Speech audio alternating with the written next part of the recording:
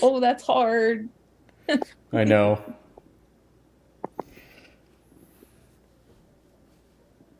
Last F-bomb. Okay. And this, never mind. I'm not going to even say what I was thinking about saying because it's kind of funny. I will, if I remember, I will mention it after the stream. Okay, let me start recording. Welcome everybody on YouTube. We will get started in just a moment.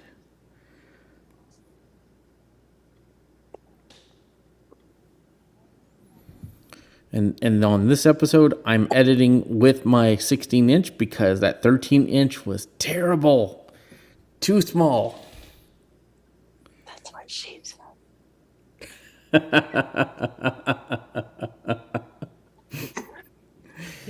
Okay. Anyway. Yeah, we'll just replace that with awesome. Okay, so Michael's all blushy. Is that a word, blushy? yes, It is she now. made it one. It is now. And okay, so this is 185, so let's get started. 3, 2, 1. Hello everyone, and welcome to another episode of the iACast. All right, we're back this week with Marty Sobo, Hey, y'all. Angie Fisher, Hello, everybody. and Lynn Snyder. Hey, everybody. All right, well, let's first start off. If you kind of noticed, Angie sounds a little different today. She's on an Android phone, right? I am, yes. So you've kind of made a partial switch over to Android. What are your initial thoughts? Android has always appealed to me because it lets me tinker and be a geek. So I've always enjoyed that part of it. So I'm just having fun with that aspect of it. The improvements to TalkBack have been pretty immense over the last 4 years that I've been absent. So yeah, I'm enjoying it. It's fun. You know, And one of the interesting things about Android is it actually had a lot more customization. Google, from what I've read, took out a lot of things. It was one of the different versions. I don't remember which one, but a lot of things were actually removed about as far as like configuring how your lock screen and your home screen looked, as far as color and themes.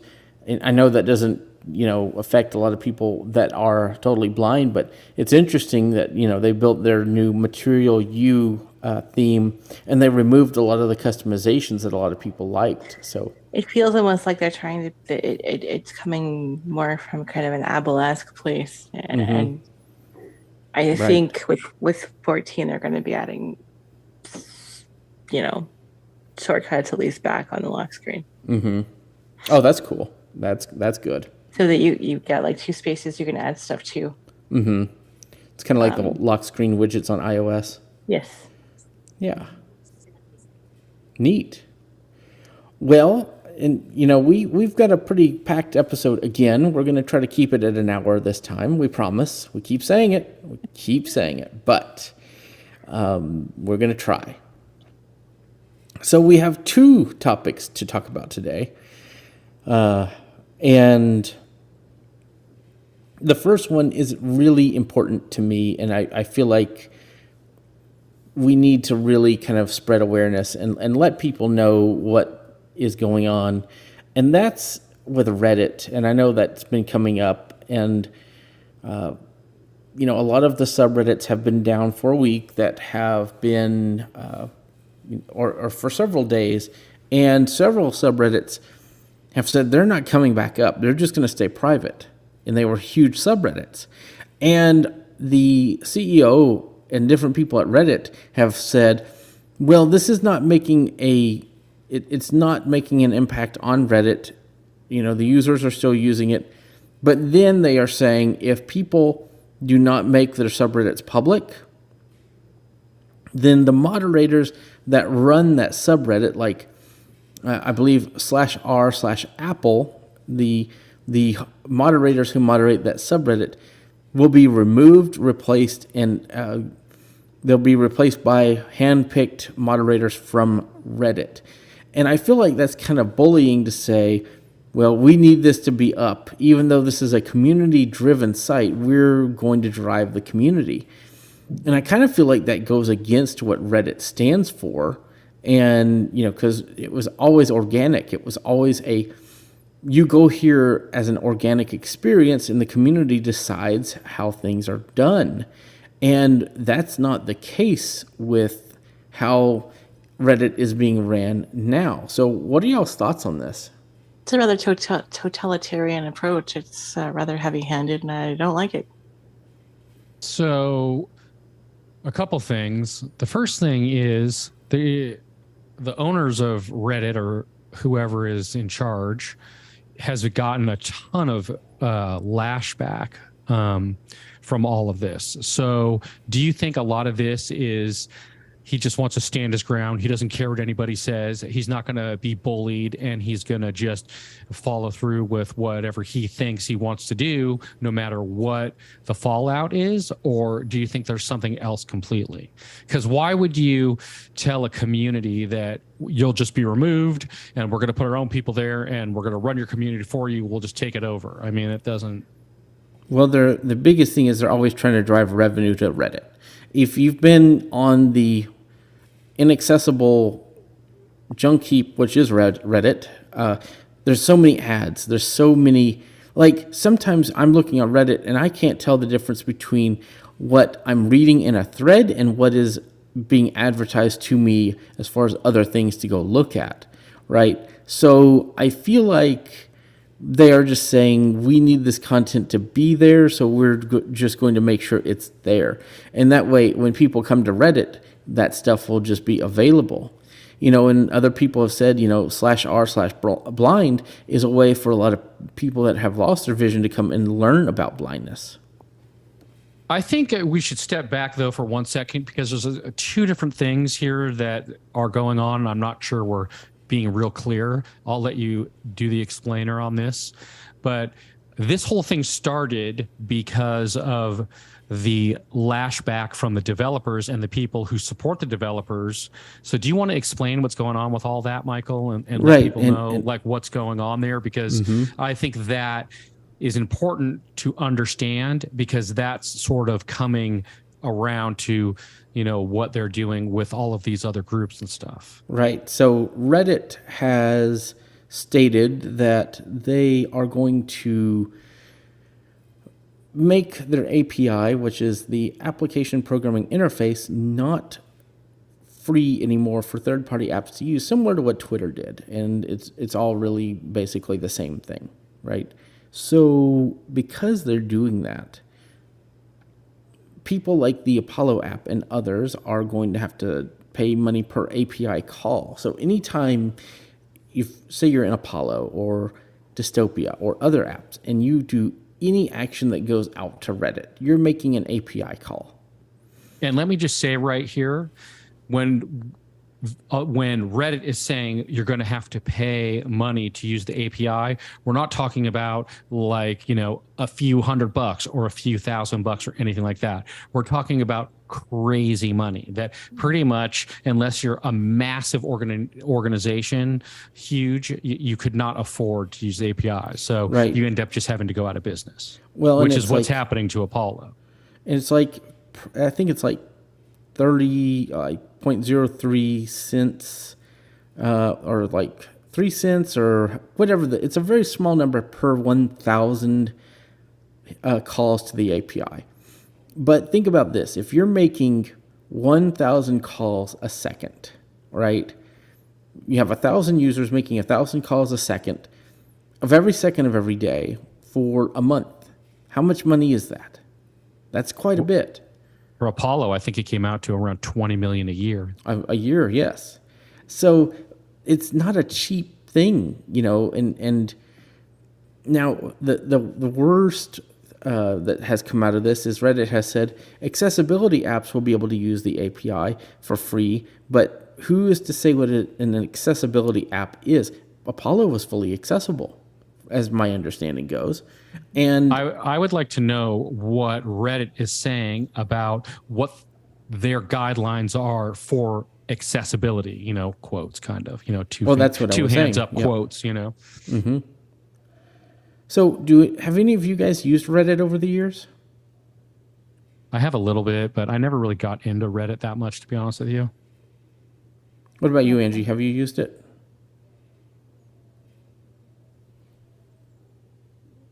Do we lose Angie? Oh, she's muted. Okay.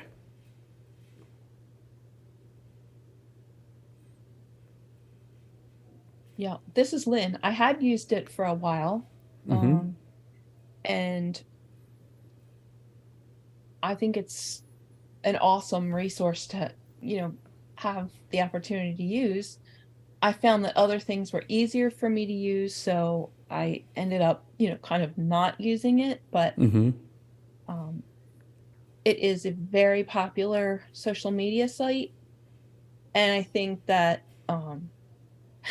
the Reddit management is going to sort of hurt itself by sort of not taking into account its users' feelings about things. I remember apparently I read somewhere where was it the CEO that basically sent a memo out to the employees that said basically, well, this will blow over, just don't worry about it. Right. That's And what was said. Somebody got wind of that memo, and it's like, to me, that's like a slap in the face to your users. Like, oh, we don't really care what you think. Yeah.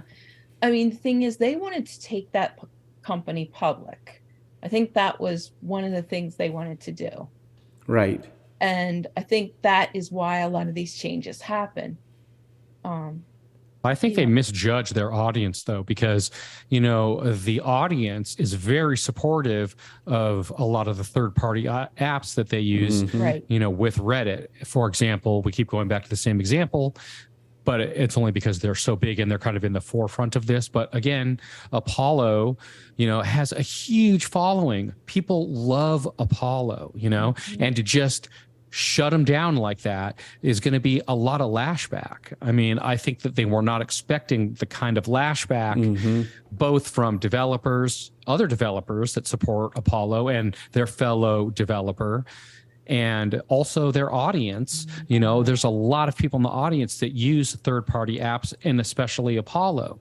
So I think that they misguided their,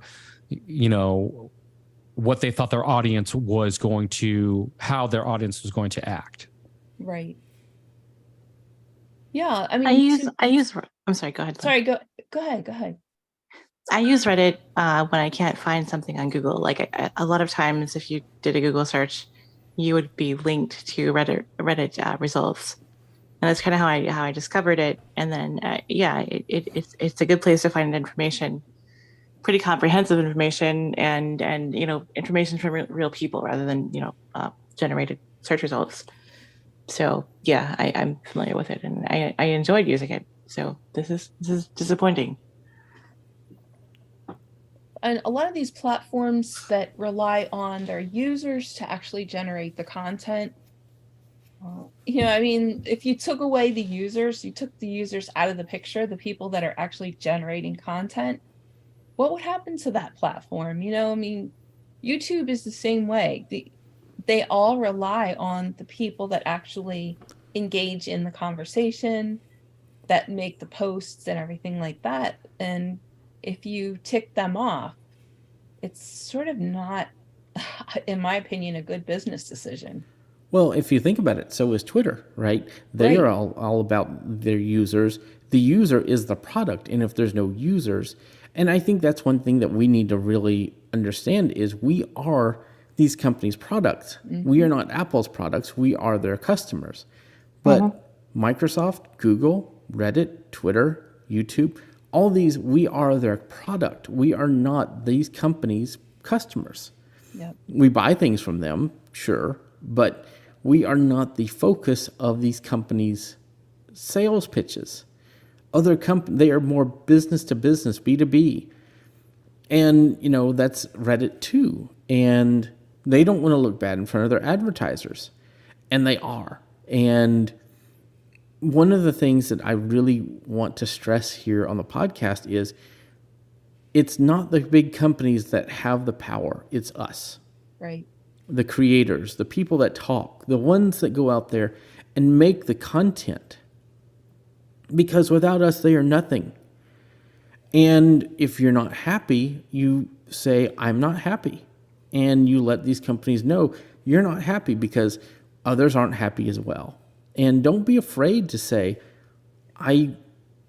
we had a good thing. Why are you breaking a good thing? There's other ways for you to make money that is not doing something that we don't want, right? So, and that goes with Twitter, that goes with, all of these CEOs are only as big as the people that have made them. And they're only as big as the people that continue to make them be big. It doesn't matter if you're Jeff Bezos, Elon Musk. It doesn't matter if you're over Reddit. It doesn't matter. You are made off of the customers and the people you work with and the products that you sell. If you make a bad product and you keep it around and you don't apologize long enough, I mean, let's go bring it back down a step. Now, I think it's still probably just a marketing, thing that this is being happening. But even Accessibee is apologizing. I mean, how do you stay in business if you build something that's not doing what it's advertised? To build community, and that's with Reddit. How do you have a platform that is not building community and that is just creating negativity by locking people out? And that's what they're doing, is they're not letting people have the voice that they want. And there are alternatives out there. There is, in the Fediverse, there's Lemmy that you can use, and it has upvoting and downvoting. Right. But a lot of subreddits, guys, are going over to Discord. That's true. I see in this, there's an article that was posted on David Goldfield's list this morning, and it was saying that they're going to create a Lemmy instance, but they're trying to wait for the blind subreddit that used to be on Reddit, and they're trying to. It's in alpha right now. Apparently, there are some accessibility issues around Lemmy, but they're waiting and they're working with Lemmy to actually take care, deal with those issues. And then in the next release of Lemmy, there are going to be there are a whole bunch of promised accessibility fixes. Fantastic. So we're sort of waiting on that, and then apparently they're going to start a Lemmy instance, and that's for blind and visually impaired folks. So there you go. You know what? I might research Lemmy and play with it, because hey, it'd be neat to have like a technology focused Lemmy instance. That'd be fun. That would be awesome. Yeah, we could play around with that. It'd be kind of cool. Well, if I hadn't had enough work already this weekend, now I have another project I'm going to do. All right. With that being said, I think that we just need to speak up. We need to make our voices heard. And I'm not talking about like go forth and protest. I'm saying be creators, be who we need to be, and say we're going to be heard, whether it's on Discord, whether it's on Reddit, whether it's on Twitter. We're going to be who we want to be, where we're going to be.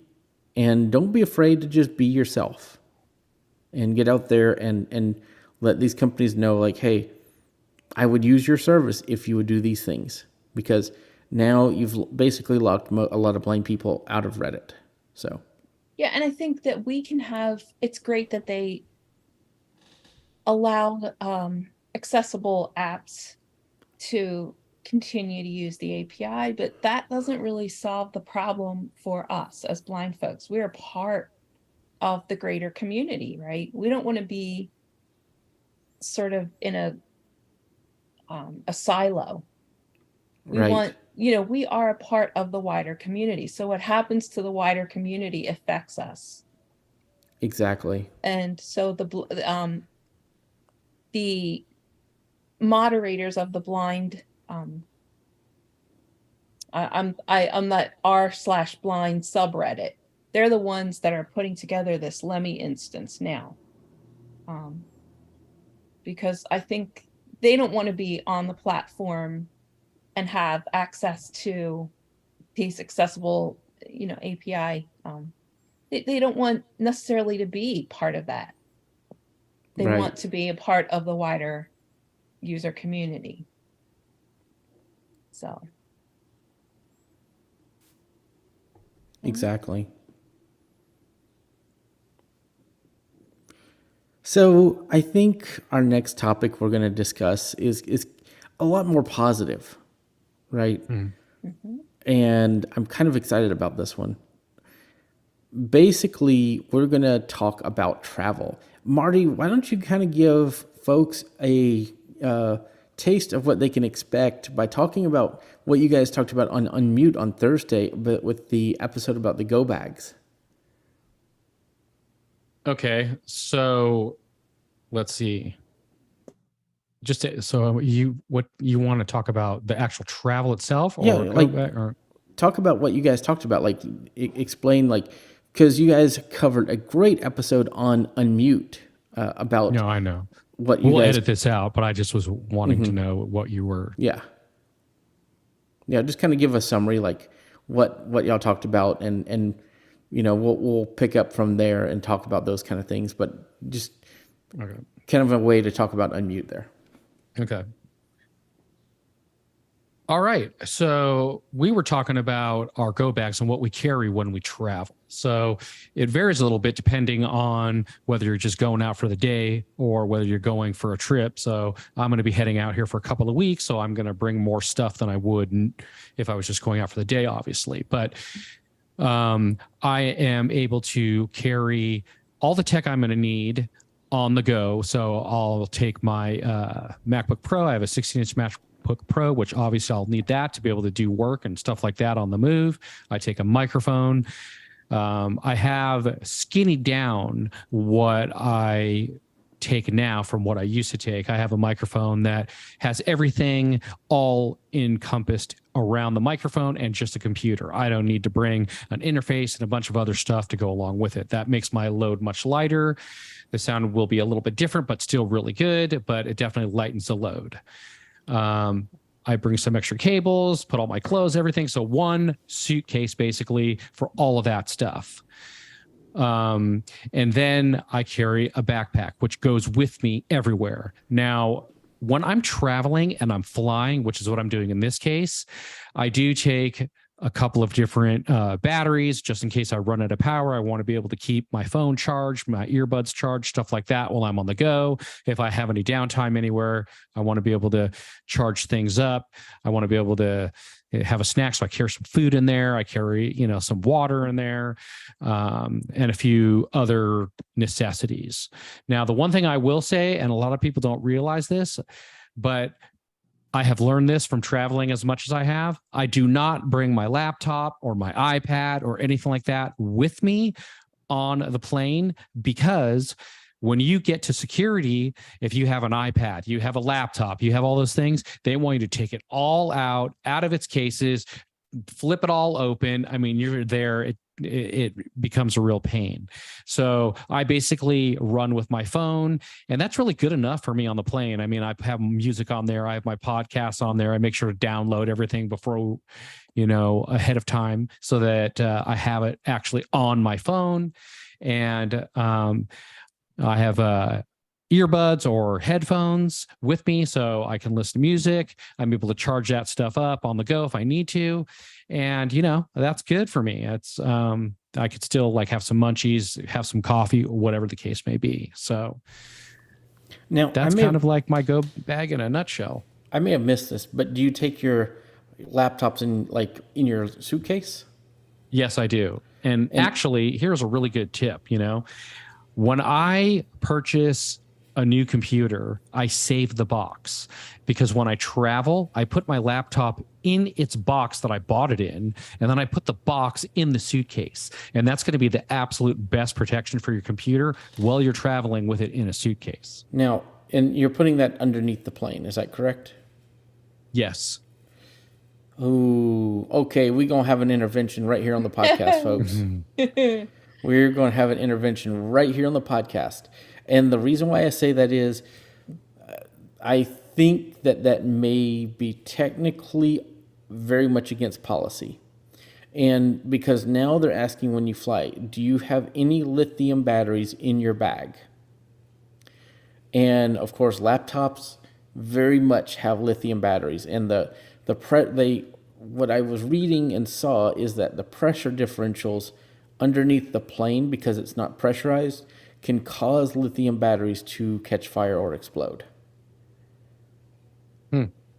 So I would be like, if they open your bag because of suspecting something, they could take your laptops out, and then you would be having a world of hurt. I will get to some tips to get around that in a little bit, but I would love to hear, Lynn, do you travel much? And if you do, how do you pack your tech? I don't travel a whole lot, but I usually just bring my iPhone. I'm fortunate. I've never had to travel and do production work. So essentially, I just bring my iPhone with me. Okay. And I hold on to it as tightly as I possibly can at all times. Now, do you pack like a regular lightning cable, or do you bring like a wireless charger? Or Sure, wireless charger is a great thing to have. Mm-hmm. And a nice sturdy case. Got it. Because they do get, things get thrown around and bumped around and stuff like that. But yeah, when I travel, I try to use my iPhone and keep it with me as much as I possibly can. I know where it is at all times. So, Angie, how about you? What is your techniques, or not techniques? What is your travel method like? Backpack, or what do you bring with you? I'm a backpack person as well. A huge backpack, and I just carry my laptop in there, and I usually carry my iPhone in a separate little pouch that it's like a phone pouch that I wear around my neck, or if I don't put it there, it's in my purse or some kind of other bag. I don't usually carry purses, but so I carry that with those go on the plane with me, and the huge backpack has all my cables and the Mac, and sorry, my voice is leaving. Yeah, so that's pretty much it. I'm similar to, I guess, maybe to you, Michael, with regard to that. Yes. So, all my stuff goes into a huge backpack, and it's a huge heavy backpack, and nobody wants to slip it around. They're like, "Oh, you take this thing; it's heavy." Yeah, my backpack's like 30 pounds. Even people at the airport are like, "Yeah, just no," which is fine. That's what I want, actually. So. I mean, and you want to travel with your Braille display in your backpack as well, and things like that. And so what I do is I have a backpack that's a Swiss Gear, and the brand now that makes them is called Wenger, W-E-N. Let me try that again. Wenger, W-E-N-G-E-R, and it's called the IBEX, I-B-E-X, 17-inch laptop backpack. It can hold two 17-inch laptops. I fit my 17-inch gaming laptop, which is larger than 17 inches because of the exhaust fans on the back. It goes in the main compartment. With that, I put my 16-inch laptop in a sleeve, which goes in the same compartment. So I pay a lot for that 16-inch laptop. I want it protected. So I put it in there, and I don't even take it out of that sleeve when I go through security either. And so you don't have to open the lids of the laptops. You just throw them in individual bins. And the rules are now anything bigger than a cell phone. So whether it's even an iPad mini has to come out. So, you know, I still travel with all that because I use it for development work. But what I do is for microphones, I'm going to be traveling with my Sennheiser profile. That's going to be going in my suitcase. The laptop charger that goes for the gaming laptop is 220 watts. It's a brick. I mean, I think it's actually bigger than some bricks. And it goes in the suitcase. Now my Mac charger goes in the backpack because it's much smaller, and I have some other chargers that go in there as well. But the only thing I put in the suitcase is bigger things that can't really fit well in the backpack. But I have, 2 iPads, 2 Macs, 2 iPads, 2 Macs, a Windows machine, and cables and any odds and ends, like way tags, that I will fit in my backpack. And of course, this backpack can get up to 30, 40 pounds. And it's funny because they say your backpack's about as heavy as your luggage. So it's pretty funny just to see the reactions. And, I've even cut down on what I carry because I don't want to have to take all of that out of security. And, they even say, do you have lithium batteries in your backpack? I mean, in your suitcase, like cell phones, laptops, or anything like that. And I always can say no. The only thing I carry is like an electric razor, but I don't think that's going to hurt anything. But they're very strict on that at certain airports, so I would be careful. And there is a way around that. And that's kind of what I want to move to next, is talking about some techniques. So I'll start with some, and I'm kind of curious what others will recommend past this. But the one thing I did sign up for this year, and I'm so glad I did, is TSA PreCheck. And that is where they do a background check on you. You pay $80 for 5 years. It's so worth it. $80, and you have a known traveler identification number. And you just put that when you book your tickets, and they don't take anything out of your bag. Nothing. They run it through, you're done. Wow. You don't have to take off your shoes. You don't have to do any of those things. So how did they check security then? I mean, just because you have this pass, I mean. Yes. They do a background check on you. Now, they do random checks. Okay. And they'll just go through your backpack. It's interesting to me because every time I fly and when I get to security, they always pull me over to the side on a different area. They make me go through the metal detector. Then they pull me aside, and they have 2 people that always want to frisk me from head to toe.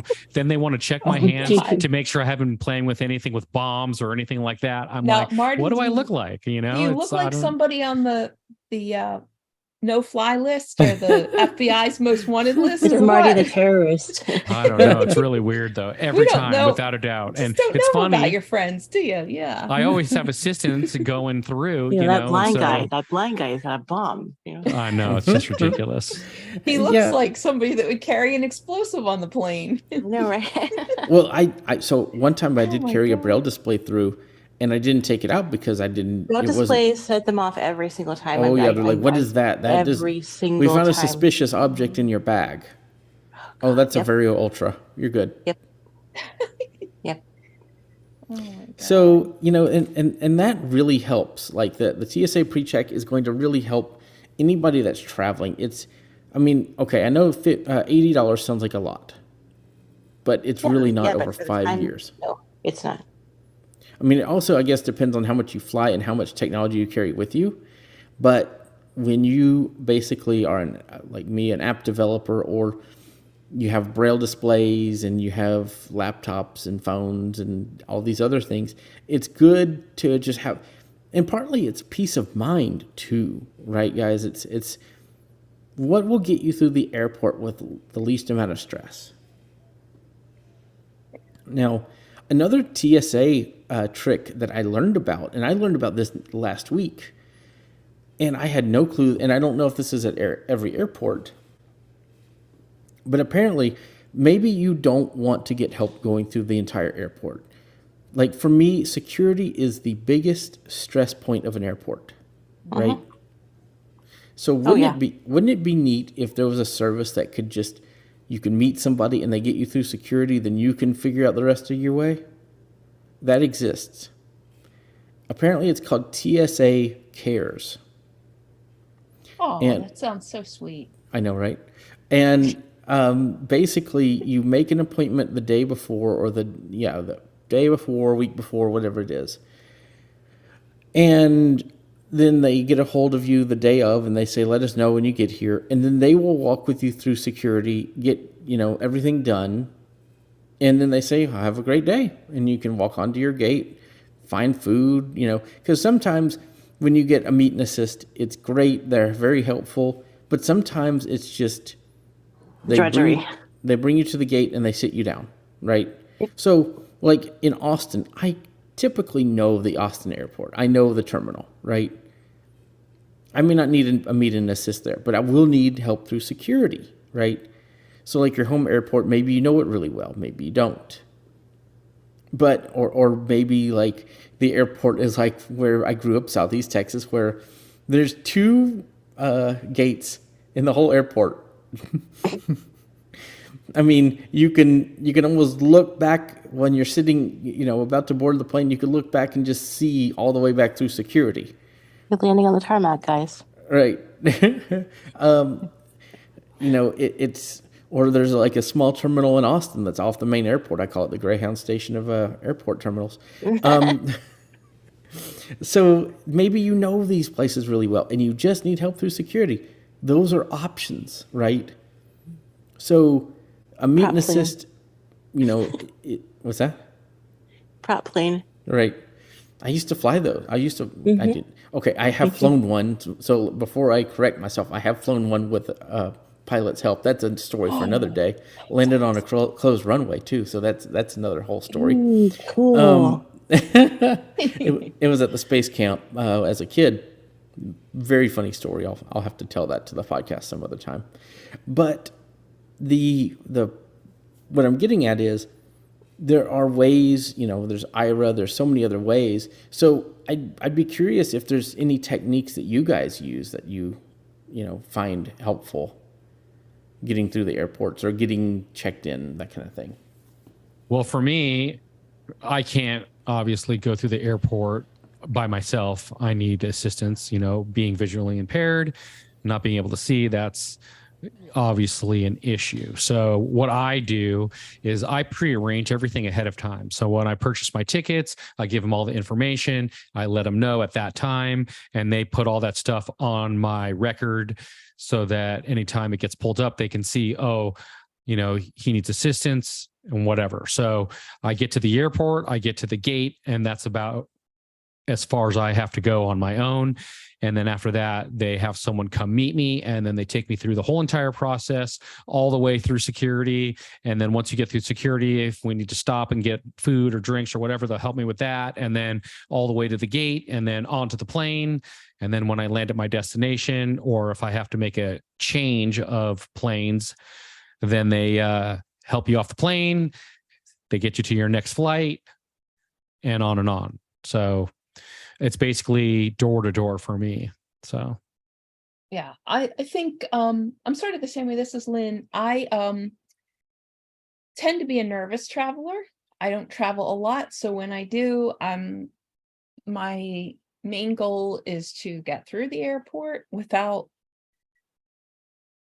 reducing, kind of trying to reduce as much stress as I possibly can. So I do exactly what Marty does.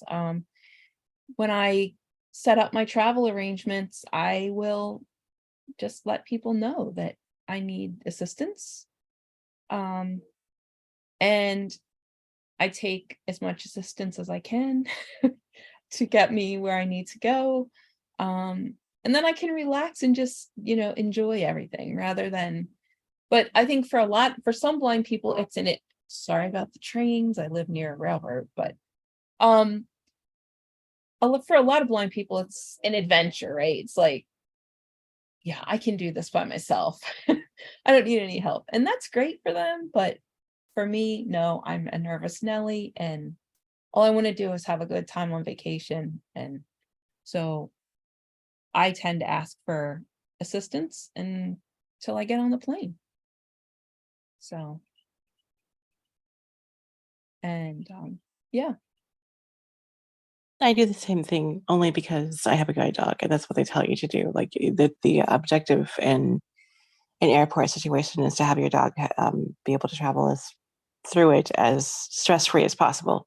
So my thinking is more about my pup than even me. So, and making sure that he's comfortable and stress-free, or as much as possible.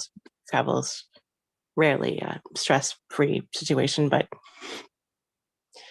go ahead.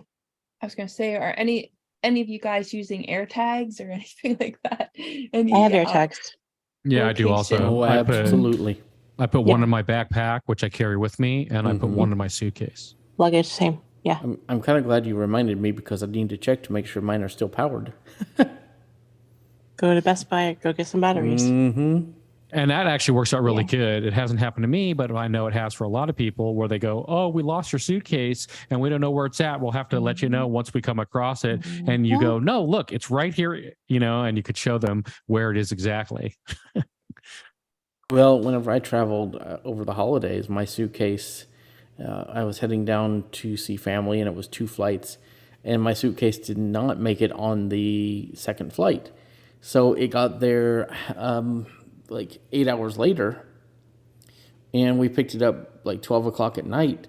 But it was just funny because it's like, I know exactly where it is. I was watching it on the map, obviously not while it was in the air headed to me, but it's like, oh, it landed at the airport near us, so we can go get it pretty soon.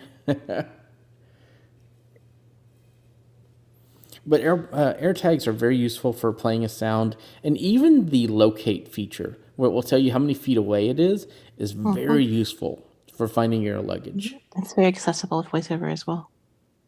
The whole thing is just a good all-around process. And what I do is, I've gotten to the point where I used to put my backpack at my feet, and I know, Angie, for you can't really put anything at your feet because you already have I have furry luggage. Yes, you have furry luggage. That's the episode title, Furry Luggage. Furry luggage. Oh, yeah. You're welcome. Thank you, Puppy. You're the inspiration. That's the episode title, Furry Luggage. I love it. He's the iACast mascot. He's like, I'm sleeping. No, he's looking at me like, what? What's wrong with you? I like that. That's Furry awesome. luggage. Yeah. Yeah, because you put them under the seat in front of you, and you face them toward you, and they're nothing else is going on here, including my feet. So it's if you have a long flight, it's not very comfortable. Right. Yeah. How do you keep your guide dogs comfortable? How do you keep them? I mean, the stuff that you have to do with them when traveling. I mean, do you have any? So this guy, the first time he flew was on the way back from training, and all he's so chill. All he did was look up at me like, "Oh, what?" When we started to taxi, to take off, he popped his head up like, "What are we doing?" and looked around, and then went to sleep. And so he's really easy, and that's not always the case. I really don't have to do much. I mean, I give him ice so he can pop his ears. Or I'll bring him a treat. Like I'll bring him like smallest treats, like training treats, something small that he can consume if I feel like he needs it. But mostly I just use ice because he loves ice. And I don't give it to him right away. I wait until we've been in the until we're actually at cruising altitude, and then I'll make sure that I don't feed I feed him about half of his usual amount on the day of travel. Pack your essentials, like pack some kind of little, like not to put too fine a point on it, but you just never know. It hasn't happened to me, but it could. Methods of cleaning up things if you need to. Yeah, it's just he's easy. He's really easy to travel with though. Yeah. So, Yeah, that's good. I don't need to give him any some people's dogs are just really anxious on planes. But definitely isn't this guy. So That's good. You're lucky that way, really. Yeah, totally. Yep. So when you're on a plane, do you listen, like, is there any entertainment that you use, like listening to books or music, or how do you Audible. pass the time? I'm an Audible junkie. I do Audible and I catch up on podcasts. Same. I do podcasts and music.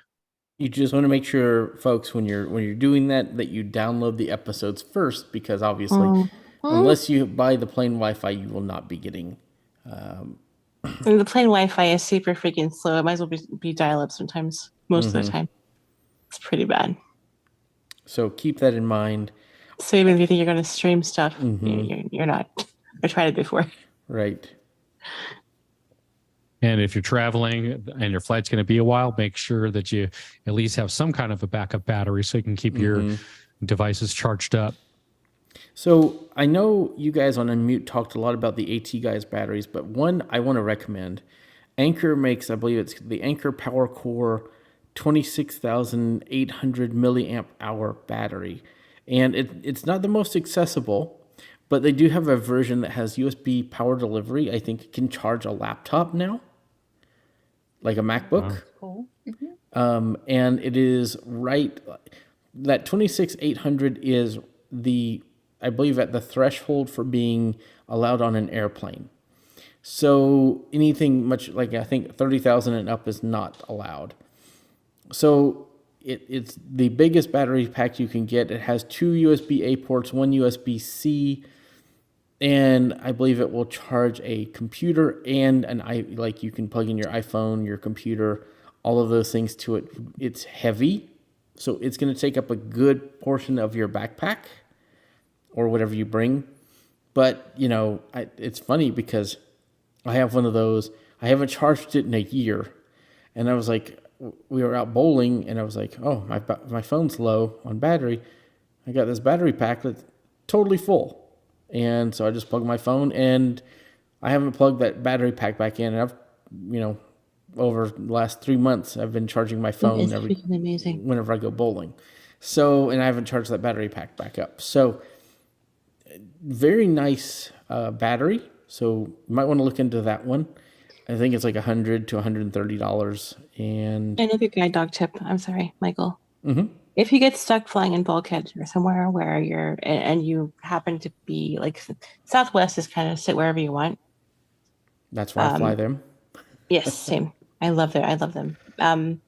If you get a seat next to you and you have the space to do it, get some kind of seatbelt tether for your dog and attach it to their harness, or if you got a flat collar, try to avoid putting it on their neck though, just in case. You just never know. But I attach it to his harness. I attach it to the D-rings on his harness, or one of the D-rings. So basically what it is a nylon elasticized, belt, and one end of it goes into the seatbelt apparatus and the other end attaches to him. So it's just an extra layer of security. I also use it on paratransit.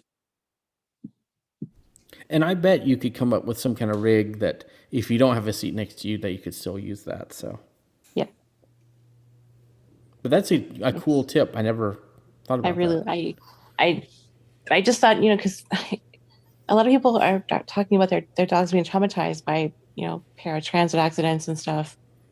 So I mean, he's secured. I keep him like between my feet anyway. But if they slam on the brakes or have an accident outright, at least he'll be secured.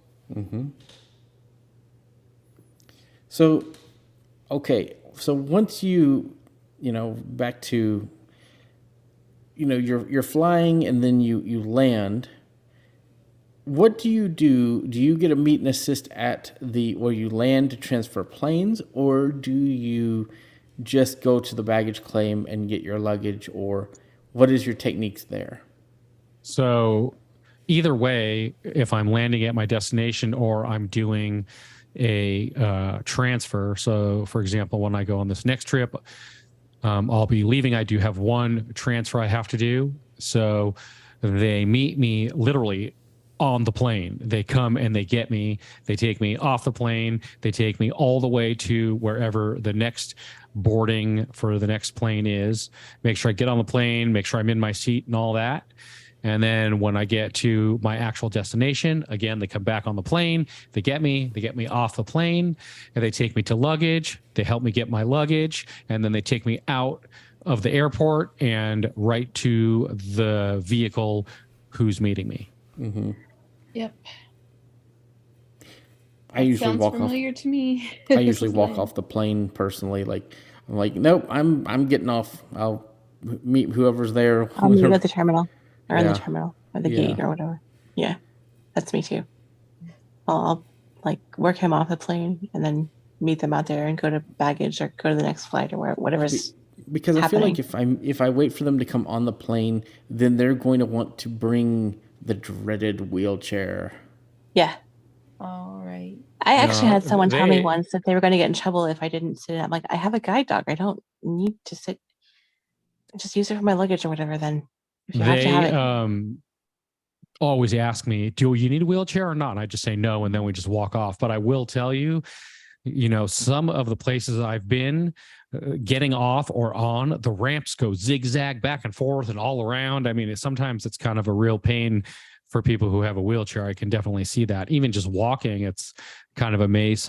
And I think it's important to know your rights, but I think it's also important to get the amount and type of help that you need in your own personal situation, and don't be ashamed of that.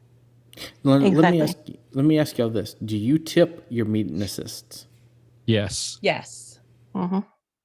Although I Interesting. have had them say the airport workers, they won't take a tip. I've had them refuse it. They freeze it, yeah. And Before. so what I did one time, I said, well, can I make a donation to an organization in your name? See, okay, and this is just me being curmudgeonly, I guess. Mhm. I think that because a lot of the airports hire these guys to do this as their job, right? Right. They are hired to transport passengers and make sure they get from place to place as a job. Mhm. Now, if somebody does an exceptional job and are very nice and like, okay, do you want to go, and just being like, would you like to Yeah, go get that's- food? I tip the guys, especially who do that. Like they'll offer you to go get coffee or get breakfast somewhere. That are very, Right. I Yeah. don't have an issue with that. But I had a guy on my last trip in March. I was landing in Dallas, and he first demanded that I get in a wheelchair. I refused because I'm just not going to do that. And then he was kind of rude the whole time, and I was meeting my boss at the airport, and we were going to go on from there. And, we get down there, we get my luggage, and then we meet up with my ride, and he says, well, glad I could help you. Now, how about a tip? Oh my Are you God. serious?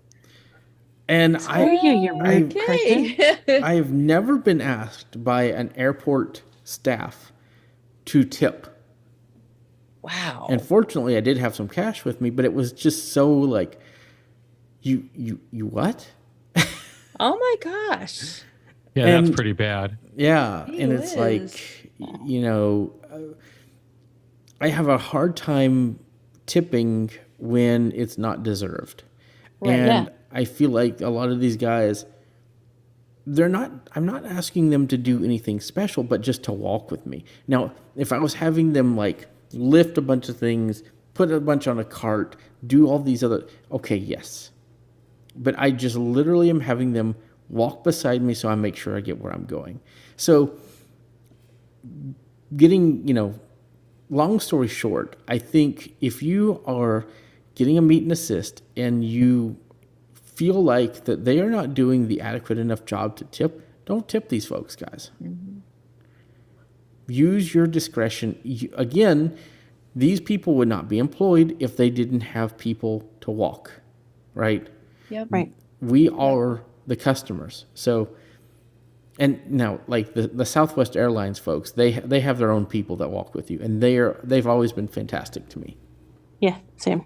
I mean, say what you will about Southwest, they've had some problems this year, but they've always been very nice. I've always had good experiences with them. Mm-hmm. Same. So, well, Oh, and one more thing. I just Mhm. have to say, for you guys going to the conventions, make sure you wash your hands. Like, it seems like a lot of people come back from convention with some kind of illness. well, there. I mean, make sure you're washing your hands, make sure you're doing other hygiene things. You're being shoved into a hotel with tons of people, and As much as yes, you should wash your hands. I'm not. and there are saying other that forms you of protection that you might want to be carrying as well, which we won't go into. But there you go. yes, but Mating season. yeah. Sorry about that. Um, I think Marty should have let me stay asleep. but either way, like I went to NFB last year, and I was masked the entire time I was there. If I was around people, I was masked, right? I washed my hands in the restrooms. I did all of the things. Still got COVID. And you still got COVID. Yeah. Yeah. Mm-hmm. So it really just depends on who you're around, how long you're around that person, and what surfaces, like, because you have control over what you do, right? But you have no control over what other people do. And the what always got me is NFB had very strict rules about how they did COVID tests and all that before the convention. And that's great and everything because you can control everybody that's at your convention and make sure they don't have COVID when they come in. But the problem is, what about all the guests at the hotel that are not part of your convention? Right, exactly. Right. So the whole hotel is like teeming with germs and bacteria for those people who are right, germaphobes. right. So that's all things to consider. And do you guys have any final tips and tricks that you want to share before we wrap up the conversation today? I will say, don't be scared to advocate for yourself, speak up, and let people know what you need. That is going to be your best tool so that you can have the best travel experience. So that's what I would say. Yeah. A big one for me would be make sure that you double check, because when you check in, you don't always get someone who puts your necessary information into the system.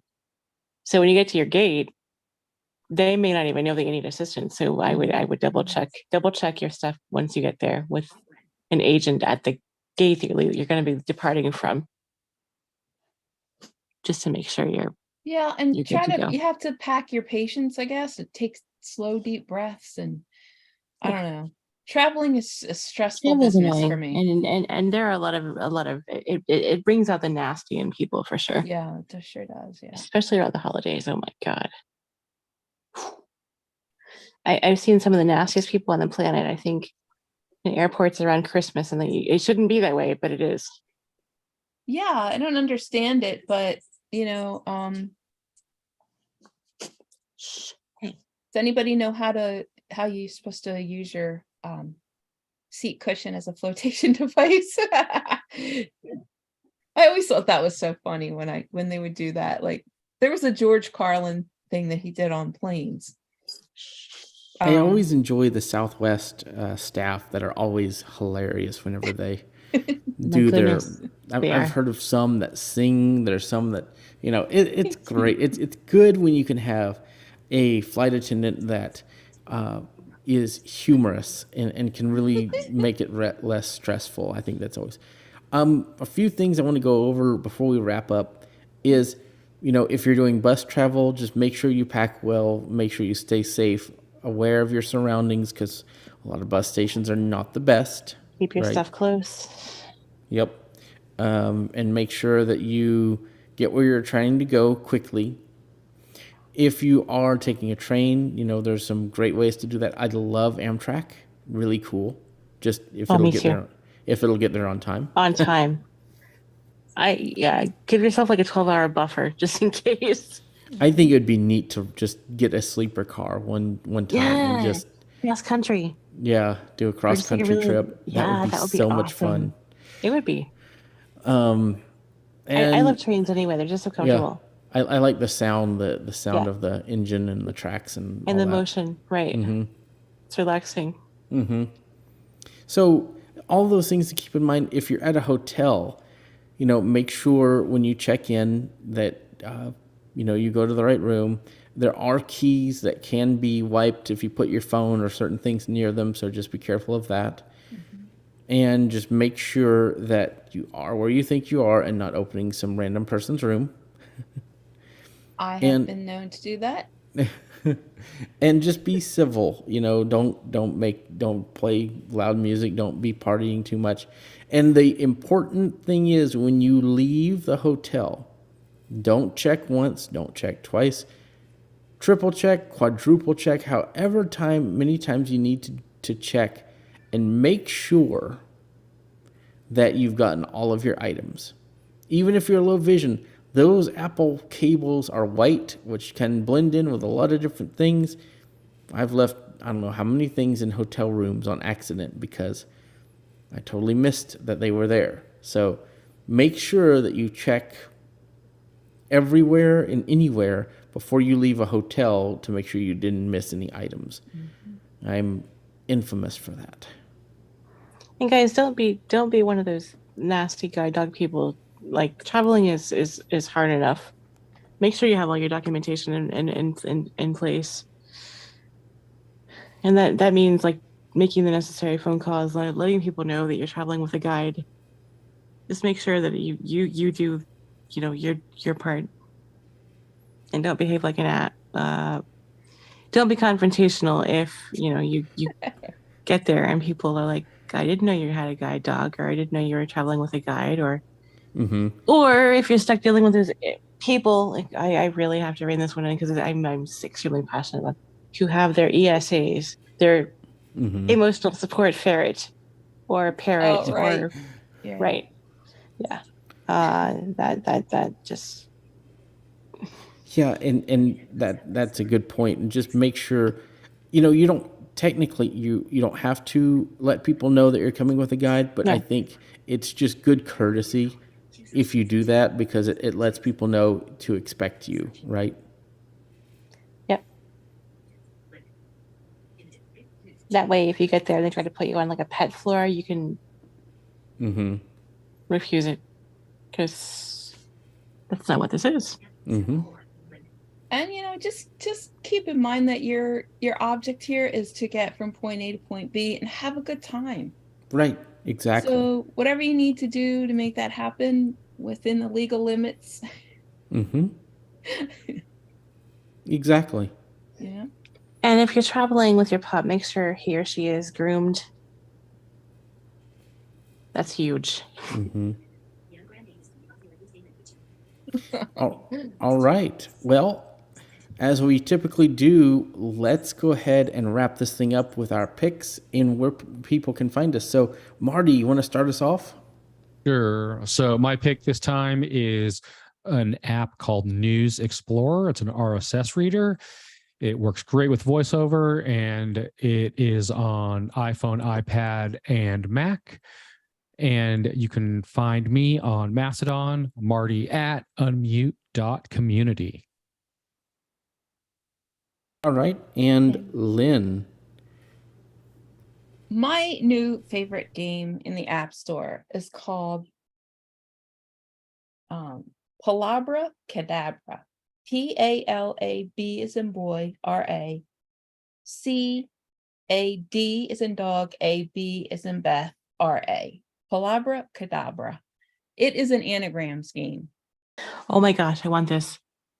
And you I have love anagrams. 60 seconds to discover, you get an anagram word. I highly recommend that you play this with a Bluetooth keyboard, because you'll be able to, unless you can type really fast on the iPhone keyboard. It is so much fun and it's addictive like crazy. They give you a word and you have to see how many words you can make with the letters of that word.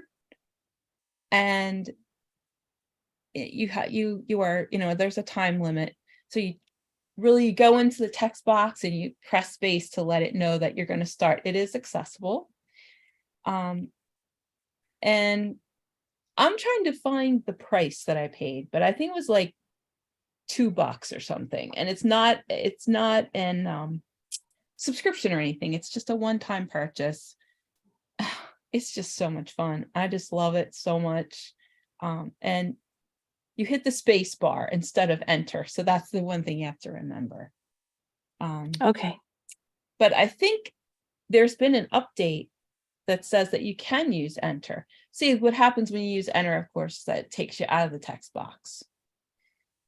So, but it's accessible, and the developer also has one called Accessible Hangman, which is freaking awesome as well. I love it. And they have a couple other.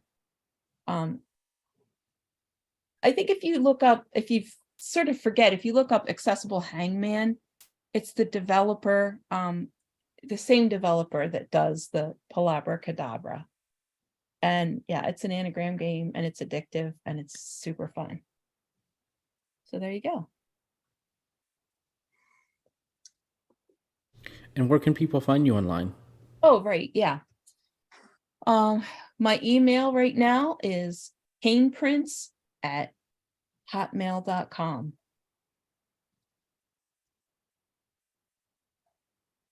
Okay. And Angie, what about you? My pick is going to be a strange one this time.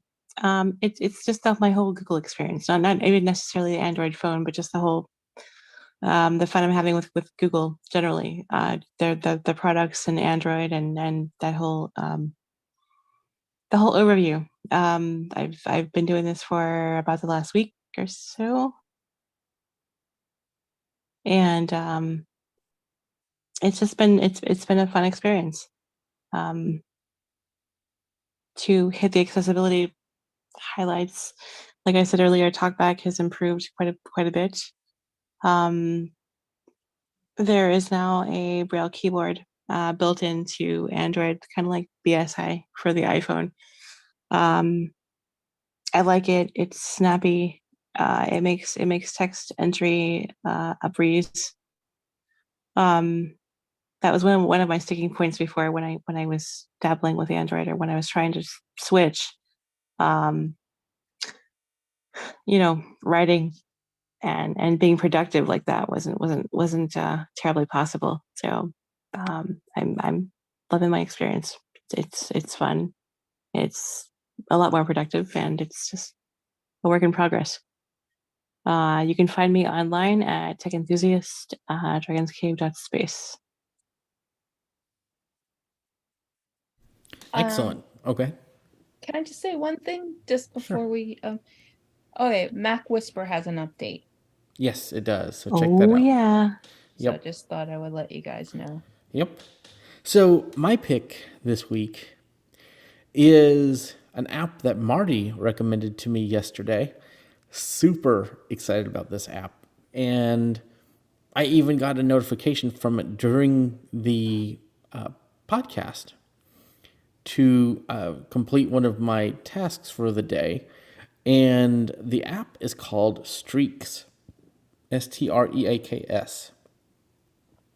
I believe it's about $5 in the App Store for iOS. I don't know if it's on Android or not.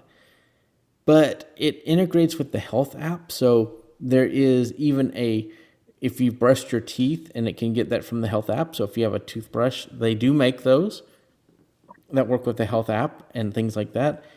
If you've Bluetooth. closed, yep. If you've closed your activity rings, it can track that and complete a task. And it can show you, like in the Streaks app, how often you've done that. Like I created one called Write Code, and it even formatted the icon to be of code, which was fantastic. I have a take a photo every day, which I want to get in the habit of doing. And it keeps track of how many days in a row you've done that task, or how many weeks in a row if you do it weekly. So it has a very simple interface, very color coded, very easy to see for low vision and high contrasty. It's just a fantastic experience. I've always had problems with to-do list apps because they're so busy, right? They're very complicated, very busy. This is not. This is a very simple graphical based app that works completely with VoiceOver. I have not found anything that doesn't work with VoiceOver in this app. So I'm very happy with it. You have to see it. You have to try it to experience why I think it's so cool. So Streaks, very neat app. So thank you, Marty, for that recommendation. That's gonna probably be my new to-do list app for getting things done. Yeah. Enjoy. Thank you. As for where people can find me online, I'm Mike Doey's in pretty much every place. Mike Doey's on Twitter. Yes, I'm still there. Mike Doey's at techopolis.social. And you can email me at mikedoeys@icloud.com. You can email the show by emailing feedback at iacast.net. And we're all over the internet. So thank you, everyone, for being here. It's been a great show. So we will do this all again next week. Next week will be our last week before conference. And we're bringing back the legend. We're bringing back the iACast outtake show while we're at conventions. So you will have content.